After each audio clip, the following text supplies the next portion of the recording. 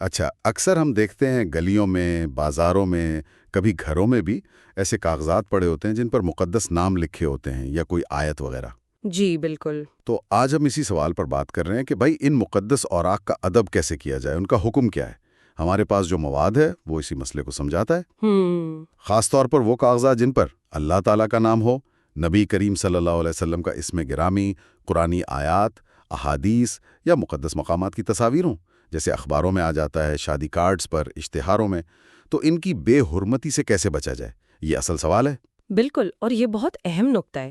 دیکھیں، ان اوراق کا احترام تو ہر مسلمان پر لازم ہے، چاہے وہ ٹھیک حالت میں ہوں یا بوسیدہ ہو گئے ہوں۔ صحیح۔ تو آج کی گفتگو میں ہم یہی دیکھیں گے کہ جو ذرائع ہمارے پاس ہیں ان میں کیا خاص ہدایات دی گئی ہیں کہ ان مقدس اوراق کو بے ادبی سے کیسے بچانا ہے، کیسے محفوظ کرنا ہے، یا پھر انہیں ٹھکانے کیسے لگانا ہے۔ ٹھیک ہے۔ کیونکہ یہ صرف کاغذ کا ٹکڑا نہیں ہے نا، اس پر جو لکھا ہے اس کی حرمت کا معاملہ ہے۔ صحیح کہا۔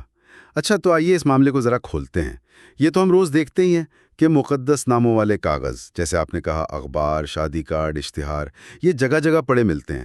تو اصل فکر تو یہی ہے کہ کہیں ان کی توہین نہ ہو جائے۔ جی، بنیادی اصول تو بالکل واضح ہے، اس پر کوئی دو رائے نہیں۔ ایسے اوراق کا ادب یعنی احترام ہر حال میں لازم ہے۔ اب سوال یہ آتا ہے کہ جب یہ کاغذات سمجھیں پرانے ہو جائیں، بوسیدہ ہو جائیں، استعمال کے قابل نہ رہیں، تو ان کا کیا کریں؟ جی کیا کریں؟ تو ذرائع میں اس کے لیے 2 طریقے بتائے گئے ہیں، ایسے طریقے جن میں بہت زیادہ احتیاط اور احترام کا پہلو ہے۔ اچھا، پہلا طریقہ کیا ہے؟ اس میں کیا احتیاطیں ہیں؟ پہلا طریقہ یہ ہے کہ ان اوراق کو کسی پاک صاف کپڑے میں لپیٹ لیں، ٹھیک ہے، اور پھر انہیں کسی ایسی جگہ دفن کریں جو پاک صاف ہو اور جہاں لوگوں کا آنا جانا کم ہو یا بالکل نہ ہو۔ جیسے کوئی پرانی غیر استعمال شدہ جگہ؟ جی بالکل، یا زمین میں احتیاط سے ایک گڑھا کھود کر، قبر کی طرح۔ اور دفن کرتے وقت یہ خیال رکھنا ہے کہ مٹی جو ہے نا وہ سیدھی ان کاغذات پر نہ پڑے۔ اچھا، وہ کیسے؟ اس کے لیے یا تو ان اوراق کے اوپر کوئی سلیٹ رکھ دیں یا لکڑی کا تختہ، پھر مٹی ڈالیں۔ یا پھر ایک اور طریقہ ہے، بگلی قبر جیسا، یعنی پہلو میں ایک جگہ بنا کر وہاں رکھ دیں۔ یہ تو واقعی بڑا احترام والا طریقہ ہے۔ دفن کرنے کا عمل خود ہی ایک تکریم ہے۔ اچھا، آپ نے دوسرے طریقے کا بھی ذکر کیا تھا، وہ پانی والا؟ جی، دوسرا طریقہ یہ ہے کہ ان اوراق کے ساتھ کوئی وزنی چیز باندھ دیں، جیسے کوئی صاف پتھر ہو۔ ٹھیک۔ اور پھر انہیں گہرے پانی میں، بہتے ہوئے پانی میں، جیسے سمندر ہو یا کوئی بڑا دریا، اس طرح ڈالیں کہ وہ فوراً نیچے تہہ میں چلے جائیں، اوپر تیرتے نہ رہیں۔ صحیح۔ اور دیکھیں، سمجھنے کی بات یہ ہے کہ ان دونوں طریقوں کا مقصد ایک ہی ہے کہ یہ مقدس اوراق بے ادبی سے پوری طرح محفوظ رہیں، لوگوں کی نظروں سے، قدموں سے دور ہو جائیں۔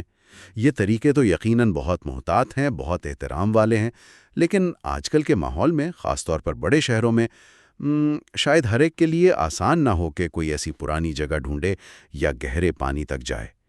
کیا اس کا کوئی عملی حل بھی ہے؟ یہ بہت اہم اور عملی نکتہ آپ نے اٹھایا ہے۔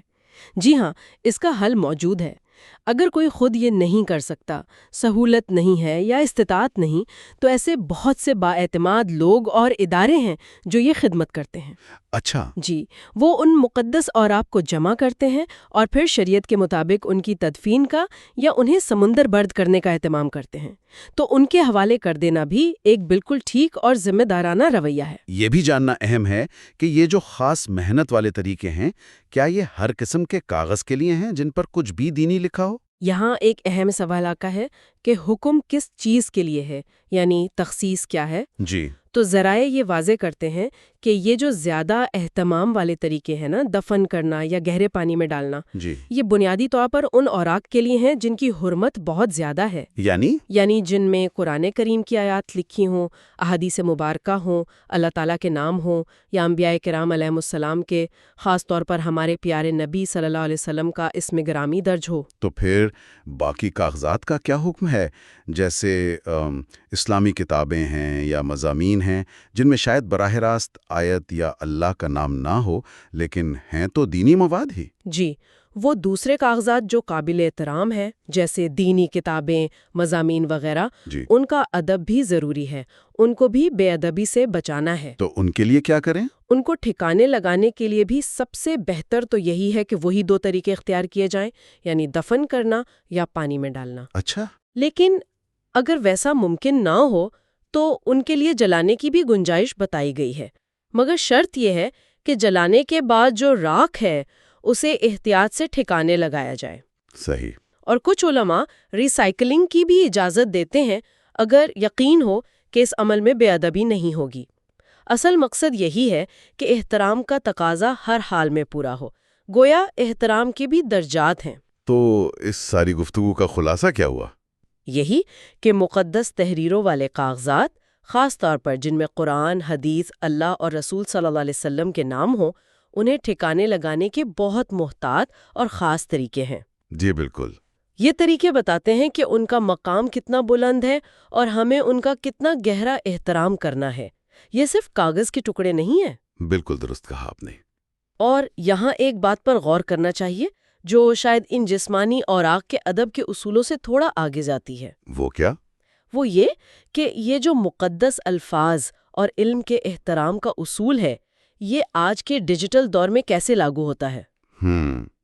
دلچسپ نقطہ ہے۔ جی، کیا ہم ڈیجیٹل متن کے ساتھ ان تصاویر اور معلومات کے ساتھ جن میں مقدس باتیں ہوں، کیا ہم ویسا ہی ذہنی اور عملی احترام کرتے ہیں؟ یہ سوال صرف کاغذ کی بے حرمتی سے بچنے کا نہیں ہے، بلکہ اگر وسیع تل معنوں میں دیکھیں تو یہ مقدس علم اور پیغام کی جو قدر و قیمت ہے، اسے سمجھنے اور اسے برقرار رکھنے کا معاملہ ہے۔